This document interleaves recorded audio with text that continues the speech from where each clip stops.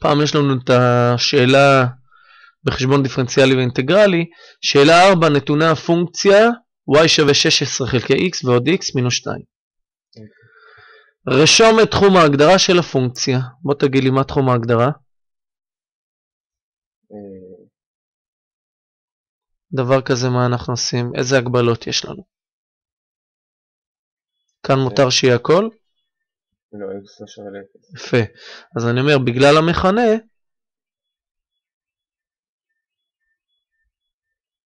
x לא שווה ל-0. זו התשובה של א'. ב', מצא את הנקודות חיתוך של הגרף עם הצירים, אם יש כאלה. אז קודם כל, ב', אין חיתוך עם ציר y.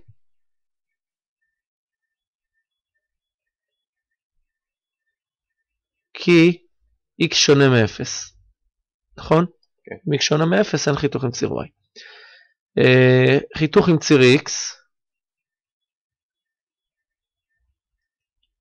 נציב y שווה 0. אז 0 שווה ל-16 חלקי x ועוד x מינוס 2. כופל פה ב-x, אז יוצא לי 0 שווה ל-16 ועוד x בריבוע מינוס 2x. בסדר? אז אני אסדר את זה רק, x בריבוע מינוס 2x ועוד 16. עכשיו, אם נתחיל לעשות נוסחת שורשים, טרינום, אני לא מצליח לעשות פה, אני כבר יודע בראש שאין תשובה, אבל בואו נראה שאין תשובה. זה יוצא 2 פלוס מינוס שורש, b בריבוע זה מינוס 2 בריבוע, מינוס 4 כפול ה-a שלי כפול ה-c. כל זה חלקי 2. אז יוצא לי 2 פלוס או מינוס, 4 פחות 64 זה מינוס 60. חלקי 2, אני רושם כאן, אין פתרון. ולכן אין נקודות חיתוך. בכלל. בסדר? גם כאן לא יצא נקודות חיתוך וגם כאן אין נקודות חיתוך.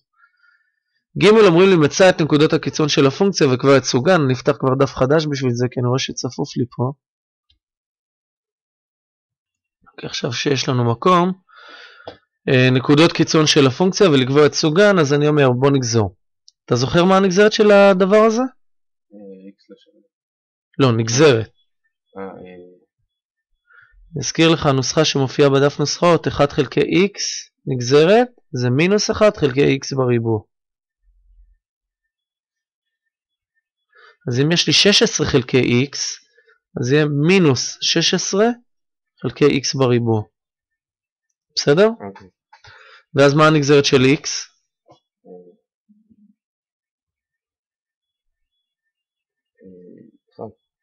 בסדר? והנגזרת של מינוס 2 זה 0. אתה זוכר את הדברים האלה? טוב, משווה ל-0.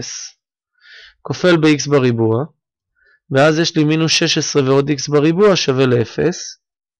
אז x בריבוע שווה ל-16, ואז או ש-x שווה ל-4, או ש-x שווה למינוס 4. כל אחד מאלה אני אמור להציב כאן כדי לגלות מה y. מציב פה, אז יהיה לי y שווה 16 חלקי 4, ועוד 4, פחות 2.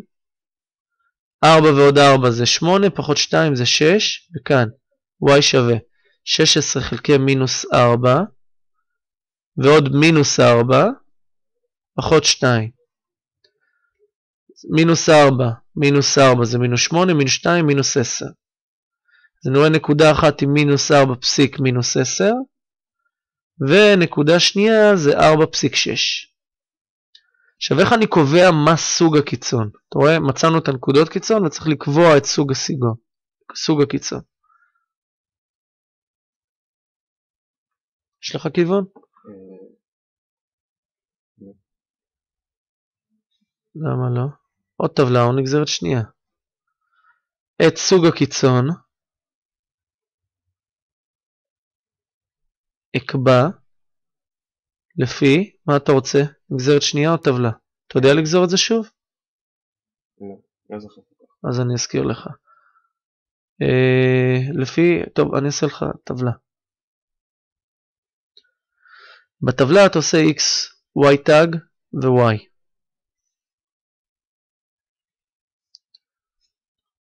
נכין קצת מקומות.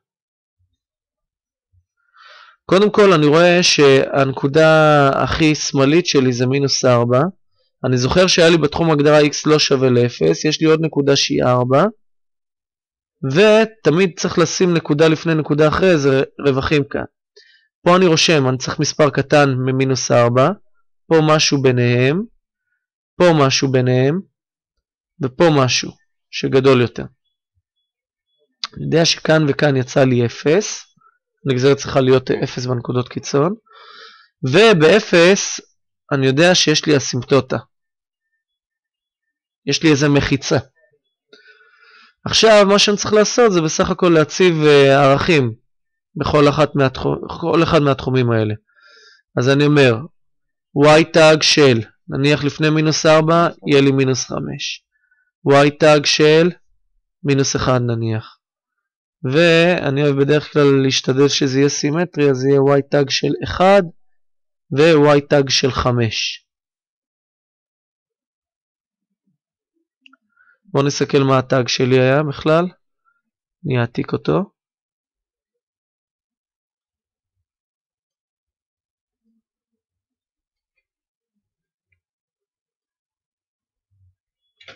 שם אותו כאן. ובואו נתחיל להציב. אני אציב מינוס 5 ב-x. כל פעם שאני מציב משהו במינוס הוא חייב לבוא בתוך ה-x בסוגריים. אז זה יהיה מינוס 16 חלקי מינוס 5 בריבוע.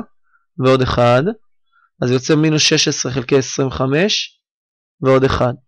זה אם מתחשב, זה יוצא 9 חלקי 25, אז אתה יודע שזה חיובי. אז האזור הזה יצא לך חיובי, וזה אומר שזה עלייה.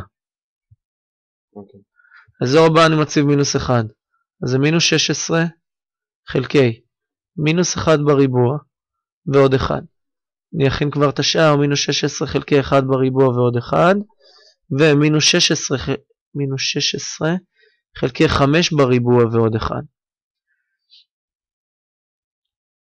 עכשיו, מינוס 16 חלקי 1 זה מינוס 16, ועוד 1 זה מינוס 15, אז זה יצא לי שלילי. זה יוצא אותו דבר בדיוק, גם שלילי, וזה יוצא לי מינוס 16 חלקי 25 ועוד 1, שיוצא שוב 9 חלקי 25, אז זה יצא גם חיובי. אז פה יצא לי מינוס, פה יצא לי מינוס, ופה יצא לי פלוס. ירידה, עלייה, הפוך. ירידה ועלייה. בסדר? אז זו נקודת מקסימום. הנקודה הזאת זה מקסימום. והנקודה הזאת היא מינימום. זו מינימום. זה בעצם התשובות שלי לסעיף הזה. בסעיף הבא ביקשו ממני תחומי עלייה וירידה, ובטבלה כבר אני רואה את התחומי עלייה וירידה, רק אני צריך לכתוב אותם יפה. סעיף ד'.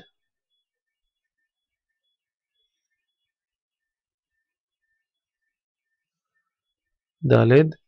לפי הטבלה,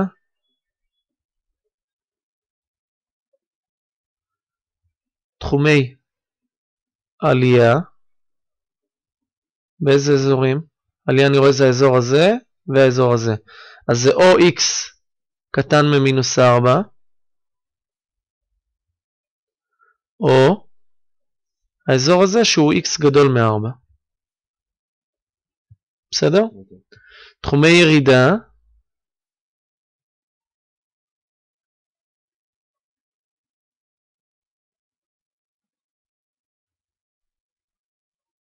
אתה רואה זה בין מינוס 4 ל-0, האזור הזה, ובין 0 ל-4.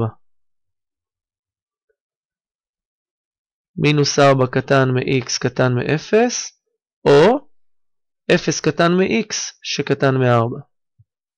אלה התשובות שלי לזה. בה' אני כבר רוצה לעשות כאן איזה משהו, הם ביקשו לסמן מבין האפשרויות את הגרף הנכון. אז אני אכתוב בה' נצייר סקיצה של הפונקציה לפי החקירה שביצענו. בסדר? בסוגריים נקודות קיצון, אין נקודות חיתוך, פסיק, תחום הגדרה.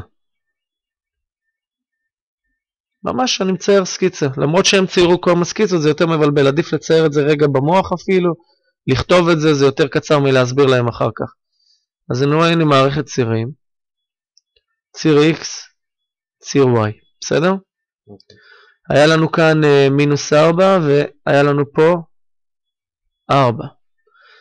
אני יודע שהיה לי אסימפטוטה ב-0 כי זה מחיצה. בסדר? נקודה אחת יצא לנו מינוס 4 מינוס 10 והיא מקסימום. נניח שזה מינוס 4 מינוס 10.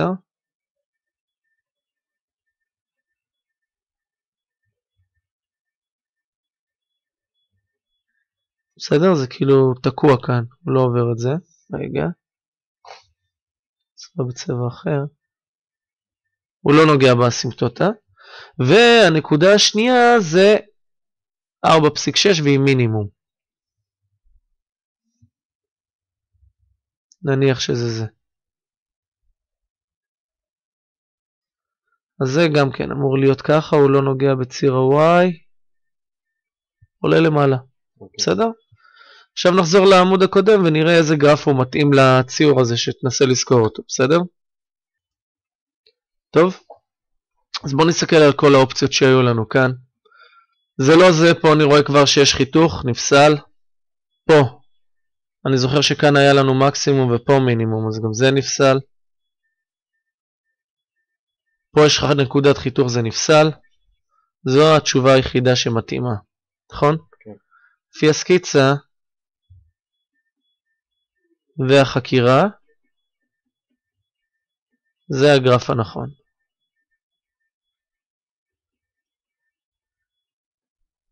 בסדר? זהו, זה כל התרגיל.